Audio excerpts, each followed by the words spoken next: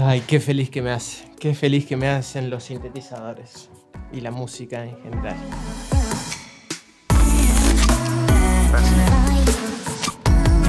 Hola, soy Nico Estegiano y sí, hoy vamos a estar viendo 6 errores que normalmente se cometen al masterizar canciones cuando estamos empezando, sobre todo cuando no conocemos mucho de mastering o hemos visto un par de tutoriales y bueno, ya nos largamos a hacer nuestras primeras finalizaciones de canciones así para subirlas a las redes sociales o a Spotify y demás. Es normal que al principio, cuando empecemos a masterizar nuestros propios tracks o cuando empecemos en el mundillo del mastering, todo se vea muy confuso y muy complejo y por ahí casi que no está al alcance de nuestra mano. Pero teniendo como lineamiento estos 6 errores, es decir, intentar evitar o intentar trabajar estos errores, el mastering por lo menos básicamente se va a transformar en algo muchísimo más sencillo, muchísimo más práctico y se van a animar a hacerlo sin problemas. El primer error que yo veo que se comete muchísimo y es el primero que tenemos que evitar es no dejar suficiente headroom en nuestra mezcla o en el track que vamos a masterizar, ya sea nuestro o ya sea de otros. En general se tienen en cuenta más o menos un headroom de menos 6 decibeles de pico. Esto nos va a dar suficiente espacio como para poder trabajar. Yo les recomiendo que si pueden ir un poquito más abajo, tampoco viene mal. Levantar un track desde muy abajo en lo digital no es tanto problema como era en el mundo analógico. Así que no se preocupen tanto. Es preferible tener más headroom, es decir, que nuestro track esté más bajito en volumen para el mastering antes que esté cerquita en cuanto a headroom, porque cuando comprimamos y demás se nos va a complicar muchísimo sin necesidad. Estamos en el mundo digital, no en el analógico, así que no nos preocupemos porque nuestros tracks suenen bajitos, que después en el mastering me lo van a agradecer.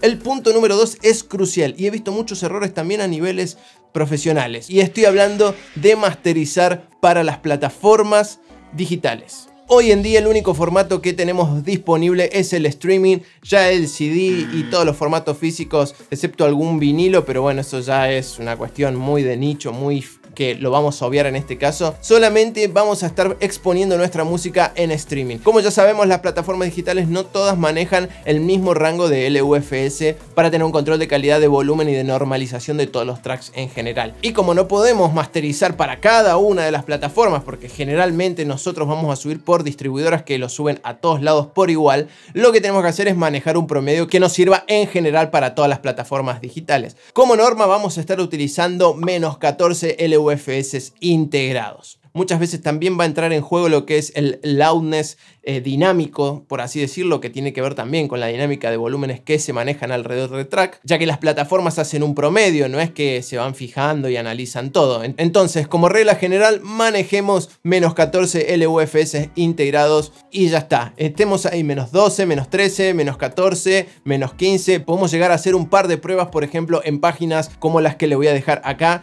que se llama Loudness Metering, no me acuerdo cómo se llama, pero bueno, se las dejo acá y si no se las voy a dejar en la descripción. No hay sponsor ni nada, sino que es una página que yo utilizo para medir. Pero lo fundamental es tenerlo en cuenta y que no se nos vayan a menos 8, menos 9 LUFS. Uy, lo subí a DistroKid o lo que sea y ya está en Spotify. Uy, qué mocazo que me mandé. Y ahora bajarlo es todo un problema. El punto número 3 es un error también bastante común y esto yo se los dejo solamente para aquellos que ya están a un nivel muy alto y es el de masterizar en la misma sesión de mezcla. Yo sé que hay muchos de ustedes que ya están avanzados y bueno, lo pueden hacer. Yo mismo también lo hago muchas veces para ahorrar tiempo, pero soy consciente de que no es lo mejor. Soy consciente de que mis resultados son mejores cuando armo una sesión aparte y masterizo el track aparte y lo tomo como si fuese otro momento. Es decir, cerré la mezcla, me voy a masterizar. Esto nos ayuda muchísimo al enfoque, nos ayuda muchísimo a tener una perspectiva muchísimo más macro y más amplia de lo que sería el track y lo que sería masterizar.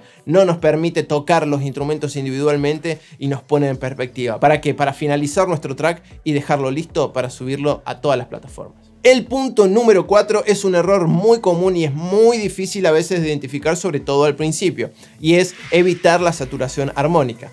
Sabemos que con muchos plugins como el Ozone, el L2 y un montón de otros limitadores o clippers podemos setear el ceiling, es decir, el techo máximo de output gain para que no sature en el mundo digital, que sabemos que 0 para arriba está todo mal. Esto nos puede llegar a tener un problema, ya que si no tenemos una buena mezcla e intentamos buscar volumen en el mastering, aunque a veces apuntemos a volúmenes bastante bajos, vamos a generar saturación armónica al empujar demasiado la mezcla sin tener en cuenta que tenemos un limitador, un ceiling arriba, que lo único que hace es achatar todo, y eso puede ser un error gravísimo generando saturación armónica. Lo que les recomiendo es que tengamos una buena mezcla, tengamos todo balanceado, y que si no logramos buen volumen o buen rango dinámico, más que volumen, que está mal dicho, volumen no existe, sino que se inventó esa palabra para ponerle en los diales de los equipos de música y la gente entendiera, porque es una medida logarítmica y bueno, ya me fui para cualquier lado, no importa, volvamos. Entonces lo importante es tener cuidado con eso, ver si no estamos sobrecomprimiendo, sobre todo también en puntos de mezcla. Ojo que en la mezcla también podemos estar cometiendo estos errores y vamos a arrastrar saturación armónica, así que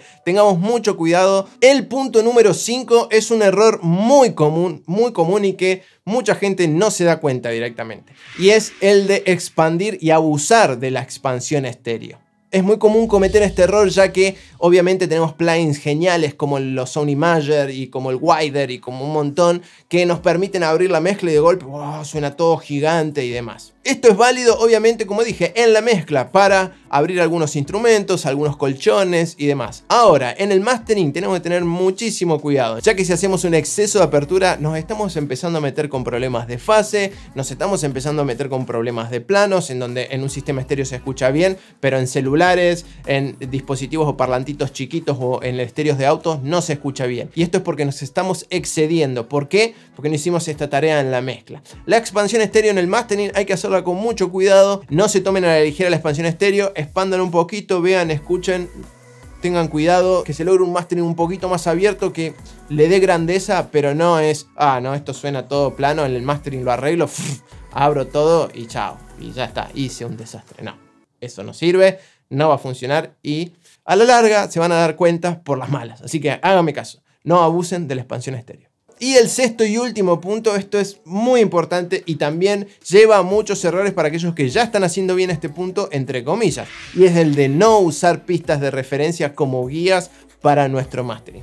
Hay un gran problema a la hora de usar pistas de referencias, que muchas veces las vamos a tomar de las plataformas digitales, o vamos a tener en cuenta las plataformas digitales para escuchar ciertas referencias y guiarnos. El problema es que estas pistas ya van a estar masterizadas, lo que nos va a llevar a un problema de comparación bastante complicado muchas veces. Yo les recomiendo para esto utilizar, por ejemplo, pistas que se descarguen de Tidal, que es una de las plataformas que conservan mejor la calidad de audio y mejor el rango dinámico, pero tengan en cuenta siempre esto: si mi mastering no suena tan fuerte como la pista de referencia, puede ser probablemente por eso. Utilicen medidores y vayan viendo, chequeen, paren la oreja y tengan cuidado de utilizar pistas de referencia como guía. Yo les recomiendo que las pistas de referencia las usen como una cuestión más de tono, más de emocionalidad, más de expansión estéreo, más de todo aquello que no tenga que ver con el volumen, con la compresión. Esto nos va a ayudar muchísimo a encontrar un equilibrio en lo que es el espectro de frecuencias, es decir, en las frecuencias graves, medias, agudas, en tener un buen balance. Escuchar nos va a permitir también saber si hay errores en la mezcla, en el caso de que estemos mezclando nosotros también ese track. Las pistas de referencia son una guía genial para un montón de cosas. Tengan cuidado con la parte de volumen solamente, con la parte de compresión, que se pueden llegar a engañar